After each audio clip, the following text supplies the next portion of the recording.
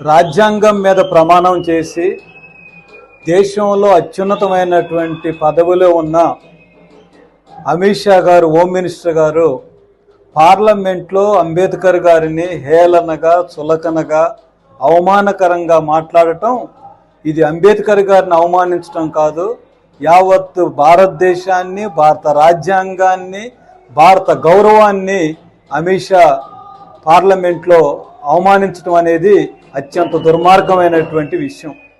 రెండోది, ప్రధానమంత్రిగా ఉన్న నరేంద్ర మోడీ గారు అమిత్ షా వ్యాఖ్యలను ఖండించి దేశానికి క్షమాపణ చెప్పించాల్సింది పోయి దాన్ని సమర్థించుకుంటూ ట్వీట్లు చేయటం అనేది ఇది బాధ్యతారాహిత్యమైనటువంటిది, ఇది భారతదేశాన్ని గౌరవంగా పెంచేటటువంటిది కాదు. అందువల్ల తక్షణం అమిత్ షా భారత ప్రజానీకానికి బేషరతుగా క్షమాపణ చెప్పాలి. నరేంద్ర మోడీ గారు కూడా జరిగిన దానికి భారత ప్రజలకి క్షమాపణ చెప్పాలి. కాబట్టి బీజేపీ, ఆర్ఎస్ఎస్ నోరు జారటం కాదు, వారు ఒక దీర్ఘకాలిక దృష్టితో అంబేద్కర్ గారిని అవమానించటం, భారత రాజ్యాంగాన్ని అవమానించటం వారి విధి విధానాలలో, వారి సైద్ధాంతిక దాంట్లో భాగంగా జరుగుతూ ఉంది. దీన్ని ఖండిస్తూ రేపు, ఎల్లుండి వారం రోజుల పాటు దేశవ్యాప్తంగా అఖిల భారత వ్యవసాయ కార్మిక సంఘం, ఇతర సామాజిక సంఘాలని, ప్రజా సంఘాలన్నీ కలుపుకొని నిరసన కార్యక్రమాలు చేస్తూ ఉన్నాము. అంతేకాదు అమిత్ షా దిష్టి బొమ్మలను దగ్ధం చేస్తూ ఉన్నాం. ఎందుకని చాలా సందర్భాలలో భారత రాజ్యాంగం అమల్లోకి వచ్చిన దగ్గర నుంచి మనం చూస్తున్నాము. అంతేకాదు నాగపూర్లో అంబేద్కర్ గారు అనేక మీటింగులు పెడితే అంబేద్కర్ యొక్క ఆలోచన బలహీనపరచడానికి ఆర్ఎస్ఎస్ నాగపూర్లో అంబేద్కర్ గారు బతికున్నప్పుడు చేసినటువంటి కార్యక్రమాల గురించి మనకు తెలుసు. కాబట్టి ప్రధానమంత్రి గారిని నేను అడుగుతున్నాను, అమిత్ షా గారిని కూడా మేము ప్రశ్నిస్తున్నాము.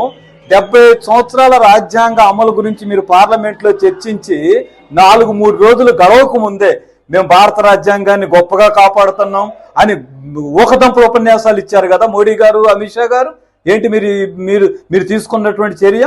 కాబట్టి ఆర్ఎస్ఎస్, హిందుత్వవాదులు, మతోన్మాదులు భారత రాజ్యాంగానికి వ్యతిరేకం, లౌకిక తత్వానికి వ్యతిరేకం, అలాగే ఫెడరలిజానికి వ్యతిరేకం, సామాజిక న్యాయం అంటే దళితులు, గిరిజనులు, మహిళలు, ఓబీసీ యొక్క సమానత్వానికి వ్యతిరేకం. భారత రాజ్యాంగం ఆ సమానత్వాన్ని కోరుకుంటుంది, అమలు జరగకపోవచ్చు, కానీ రాజ్యాంగంలో ఉంది. మన రాజ్యాంగం 39వ ఆర్టికల్ ABCDలో చెప్పేది ఏమిటనంటే ఆర్థిక సమానత్వం కావాలి, సామాజిక సమానత్వం కావాలి, అలాగే ఆ వనరులన్నీ కూడా ప్రజలకు పంపిణీ కావాలని చెప్తుంది. ఈ రాజ్యాంగం అనేది ఆధిపత్య వర్గాలకి, కులాలకి, కార్పొరేట్లకి, మతోన్మాదులకి వ్యతిరేకంగా ఉంది. కాబట్టి రాజ్యాంగాన్ని బలహీనపరచాలంటే దాన్ని ఐకాన్, ఆర్కిటెక్చర్ అయినటువంటి అంబేద్కర్ గారిని అవమానపరచాలా, దాన్ని బలహీనపరచడానికి. కాబట్టి నాగపూర్లో ఆర్ఎస్ఎస్ పగడ్బందీగా వేసుకున్న ప్రణాళికలో భాగంగానే అమిత్ షా గారు పార్లమెంట్లో అంబేద్కర్ గారిని అవమానపరిచారు. అంబేద్కర్ గారు మాటలు, అంబేద్కర్ పేరుని మీరు స్మరించుకునేదానికంటే దేవుణ్ణి స్మరించుకోండి, మీకు మోక్షం అని వస్తే ఎంత అహంభావం, ఎంత కండకావరం, ఏ ధైర్యంతో అమిత్ షా చెప్పగలుగుతున్నాడు? నువ్వు కూర్చున్నటువంటి నీ హోమ్ మినిస్టర్ పదవి భారత రాజ్యాంగం కల్పించింది, నువ్వు అనుభవిస్తున్నటువంటి ఈ దర్బారంతా కూడా భారత రాజ్యాంగం ఇచ్చింది, తాతగారిది కాదు ఇది.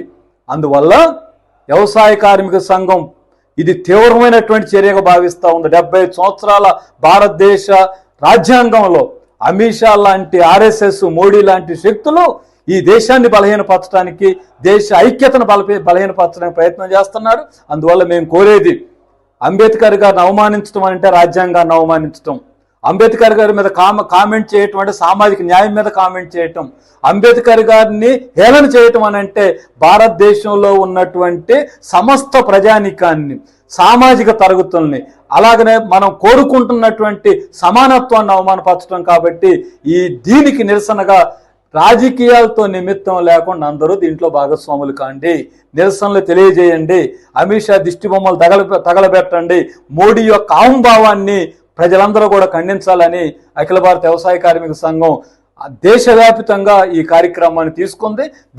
దీన్ని నిర్వహించడం ద్వారా, నిరసనలు తెలియజేయటం ద్వారా బీజేపీ ఆధిపత్య ఆర్ఎస్ఎస్ వర్గాల భావజాలాన్ని అడ్డుకోవాలి, అరికట్టాలి, ప్రతిఘటించాలని భారత ప్రజానీకాన్ని మేము కోరుతా ఉన్నాం. ఓకే.